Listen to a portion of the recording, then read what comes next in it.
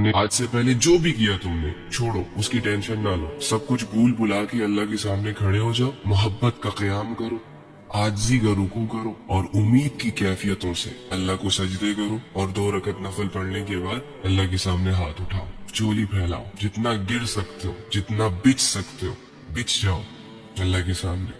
जितनी आजी है तुम्हारे अंदर सारी अल्लाह के सामने रख दो और अल्लाह से कहो कि अल्लाह बहुत बड़े बड़े गुनाह लेकर आया हूँ, अल्लाह बहुत बड़ी बड़ी बगावतें लेकर आया हूँ, जाने अनजाने में मैंने हर वो चीज की जिससे तूने मना किया, कुछ लोगों ने करवाई, कुछ अपनी मर्जी से की।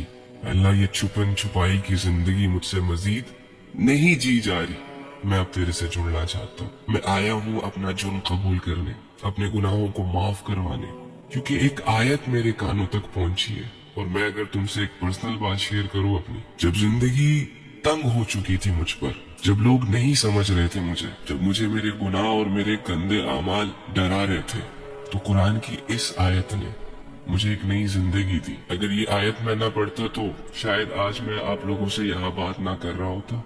और वो है कुल या इबादी अल्लज़ीना असरफू अला अनफुसिहिम ला तक़नतू मिन रहमतिल्लाह। क्या नबी मेरे उन बंदों के पास जाओ जिन्होंने अपनी जानों पर जुल्म किया, गुनाह किए, बहुत बड़े बड़े लेवल के, अल्लाह को नाराज किया, जाओ उनके पास और उनसे कहो कि अल्लाह की रहमत से मायूस ना होना, अल्लाह सारे गुनाहों को माफ कर देगा। ये मत सोचना कि अल्लाह गुनाह माफ नहीं करेगा। जब मैंने ये आयत पढ़ी तो मैं खुश हो गया, मुझे एक नई जिंदगी मिल गई, एक नया रास्ता मिल गया।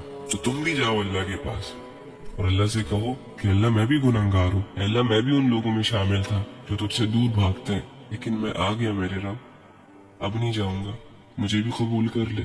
ये गुनाह किए मैंने, बस इनको माफ कर दे। अल्लाह से अपना हाल बयान करो और जब तुम माफी मांगो तो खुशी खुशी उठो कि तुमने जिस रब के सामने अपने गुनाहों की माफी मांगी है ना, वो बहुत बख्शने वाला है। अब यकीन करो और उसके बाद से नई जिंदगी शुरू करो। क्या मुश्किल है इसमें? छोड़ दो बेहयाई, छोड़ दो गुनाह, छोड़ दो गफलत।